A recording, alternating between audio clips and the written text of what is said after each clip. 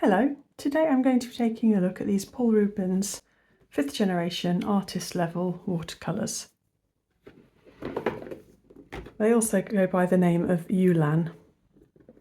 These are Paul Rubens' highest grade watercolours.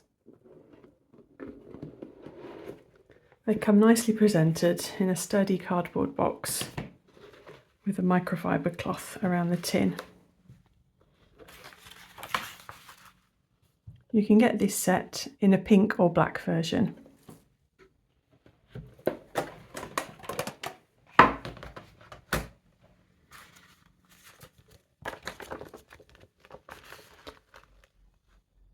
There's a leaflet which shows you the colour range, and the only information in English on it is the pigment number, and there's a symbol for transparency and stars for light fastness. There's also a watercolour paper swatch chart which has pigment numbers and paint names on. The tin feels like a nice quality standard metal tin.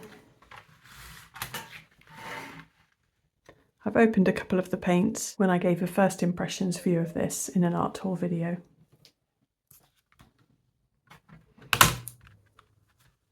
The half pans sit in the tin independently and are pretty regular sized. They all come with a paper wrapper on, again, which has pigment information and Lightfast star system. It says that the colour carrier is gum arabic and it tells you the transparency.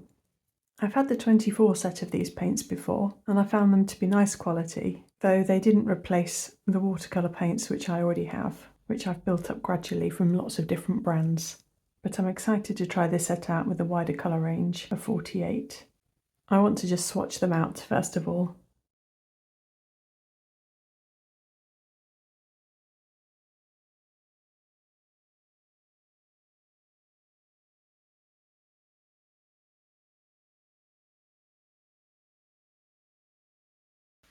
A couple of first impressions on opening them then.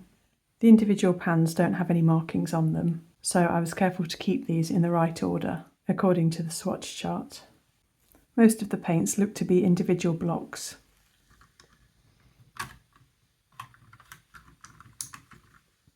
And one or two were even loose.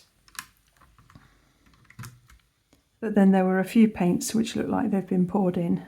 So this red, a yellow, and a blue one here. Having just worked with some Sennelier and Mugello Mission Gold paints, which are very soft paints, these are quite hard. You can happily tap all of them. And also these are laid out in a slightly unusual way. The earth colours are up in the top half of the palette. I'm going to pre-wet these because there are a couple of metallics in the set which tend to do better with pre-wetting.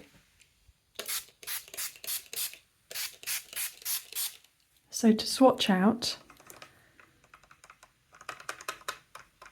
I'm going to put a thicker area of paint in the top half of my boxes and cover up this black Sharpie line to see how opaque they are.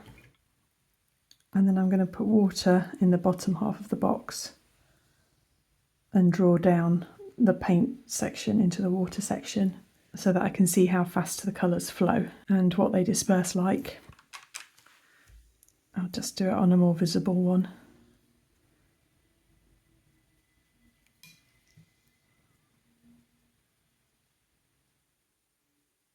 So that's my water going down, and I'm just drawing the paint half into the water half.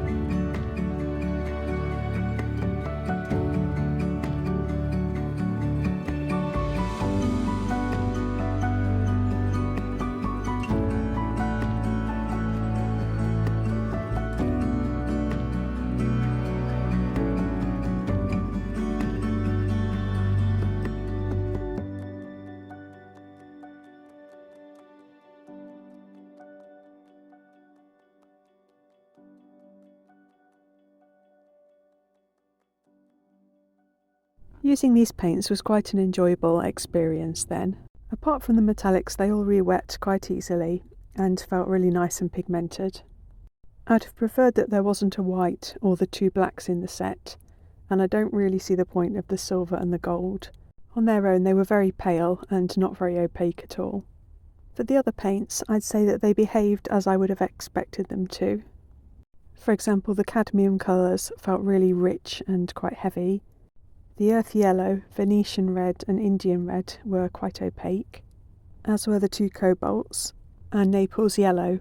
The others all had quite nice transparency though.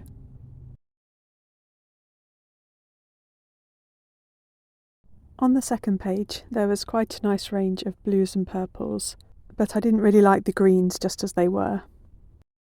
The cobalt turquoise, cobalt blue light, French blue and cobalt turquoise dark all had a tiny bit of granulation in them, but definitely at the lesser end of the scale. Most of my other brands have more granulation. Across the set there was variation in how fast the paint dispersed, but they tended more towards the inert side than the fast flowing side.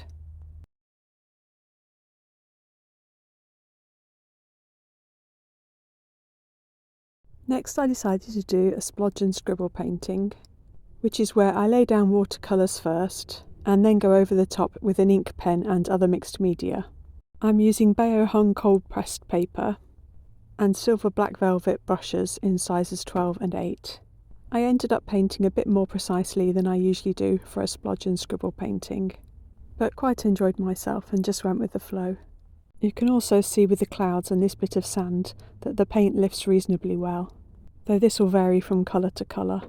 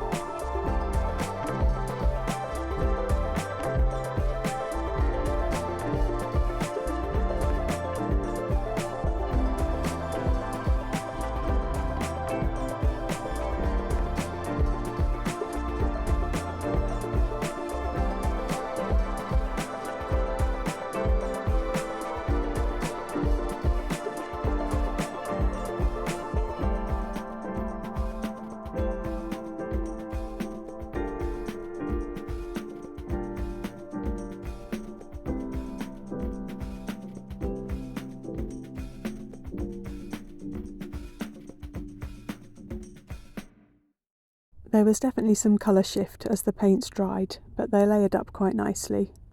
I debated at this point whether I should add the pen or not, but decided that I didn't like the painting enough to worry about ruining it, so I was happy to take the risk and carry on. I used a Uniball Air micro pen, and after that I used some Caran d'Ache Neocolor 2s and also some Caran d'Ache Luminance pencils. I also use a Holbein soft white pencil.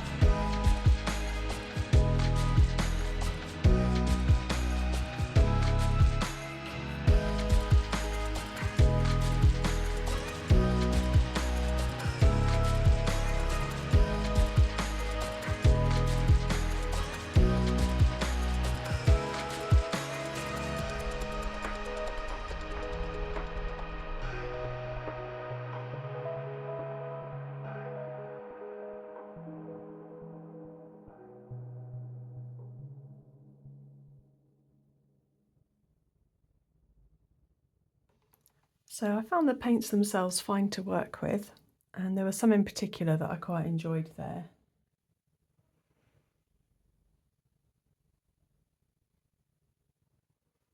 This golden yellow ochre was quite a nice one.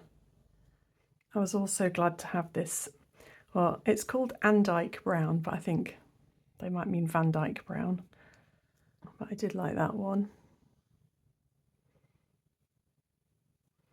The cobalt blue light was nice.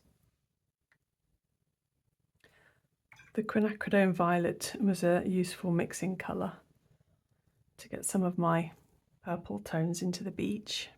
And I quite like this indigo actually, I used that quite a bit. I'll show you some comparisons now with other professional watercolour brands. So this is Roman Schmall's Cobalt Turquoise.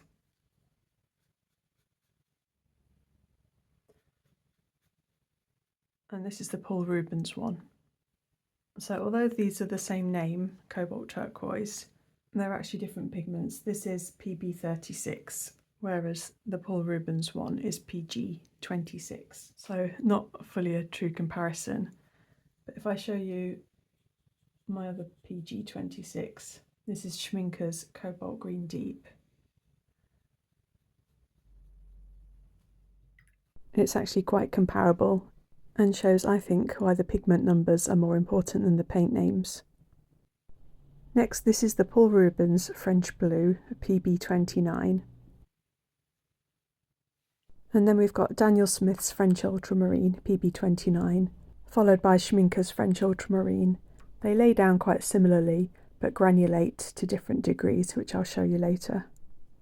This is the Paul Rubens Transparent Yellow, which is PY 150, and Roman Schmall's PY 150, which are similar. Then this is the Paul Rubens Cobalt Turquoise PB28, followed by Magello Mission Gold's PB28. A very slightly different hue, but very similar in laydown.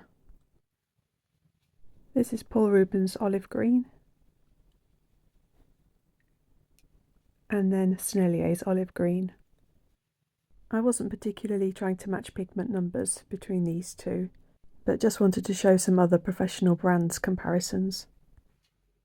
And then we've got the Paul Rubens Olive Green Dark, followed by Schminker's Permanent Green Olive, which was very similar.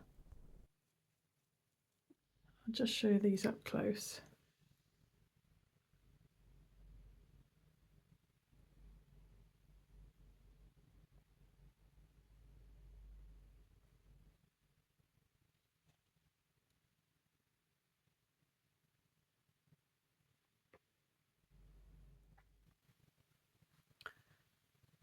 This is the Indian Yellow PY83, and this is Kors PY83, Diarylide Yellow, and I feel like those are very comparable. This is Paul Rubens Yellow Earth, which is a PY42, and I found that very comparable to Magello Mission Gold's Yellow Ochre No. 2, which is also a PY42. This is the Indian Red, PR101 and PR206. This is Daniel Smith's Indian Red, which is PR101. So a different pigment mix and a slightly different shade, but they feel very similar in their opacity and density. My camera cut out while I was playing around on this page. I'll just show you them up close now that they've dried. This is the PO71s, Paul Rubens and Quor, so slightly different hue, but again they felt quite similar going down. They were quite clean, bright paints. This was the Paul Rubens Quinacridone Rose and Daniel Smith's Quinacridone Rose, both PV19s, but the Paul Rubens is quite a red one, quite a warm one, whereas Daniel Smith's is quite pinky, and it's fairly comparable with Winsor & Newton's Permanent Rose and Magello Mission Gold's same pigment. Here we've got PR254s, Paul Rubens, Sennelier's and Magello Mission Golds. They all operated fairly similarly. I couldn't tell any noticeable weakness in the Paul Rubens.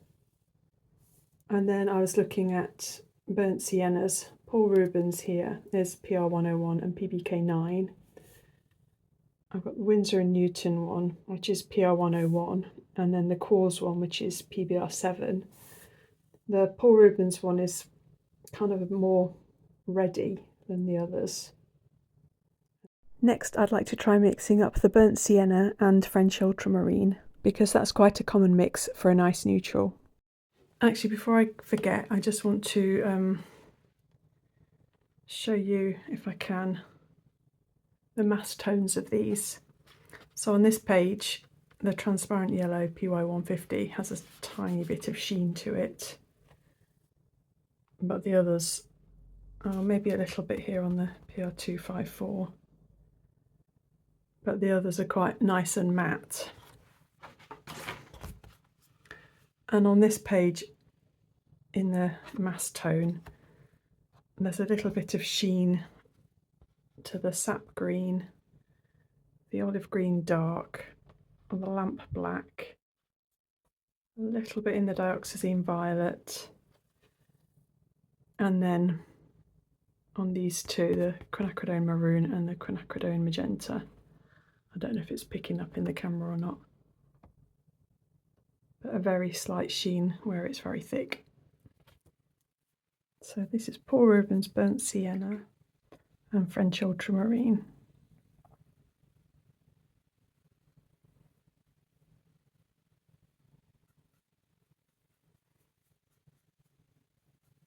And that's the neutral that they make.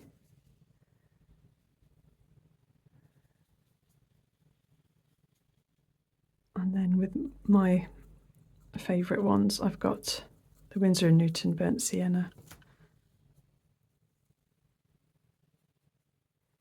And this is Daniel Smith's French Ultramarine.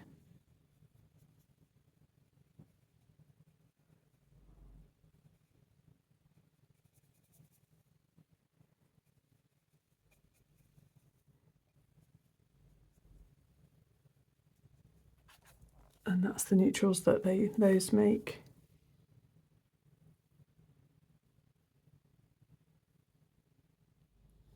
So although the Paul Rubens Burnt Sienna is a mix, it doesn't seem to affect the neutral very much. So I guess the main downside of this set for me is that with painting landscapes, I like more granulating and interesting greens and browns.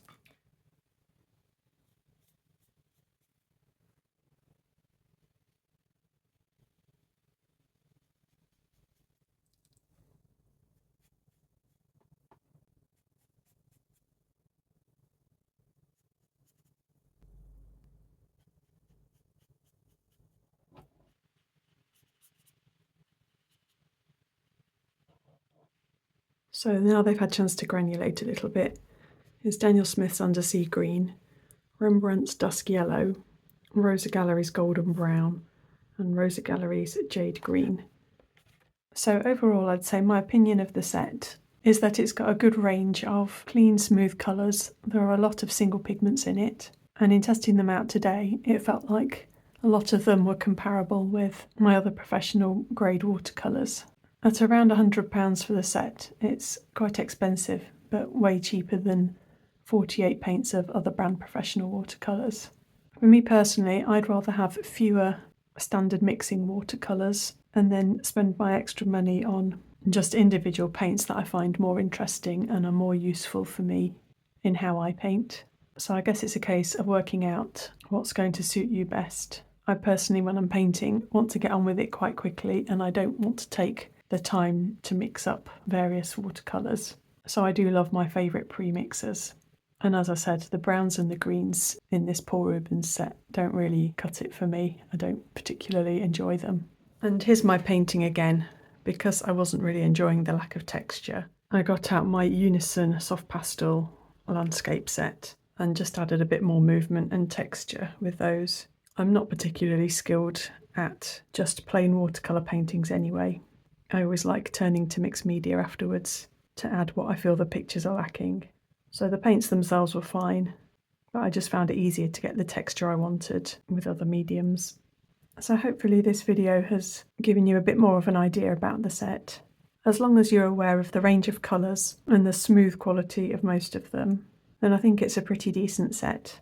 But I know that I personally wouldn't be using quite a lot of them in there just because I've got my favourite premixers.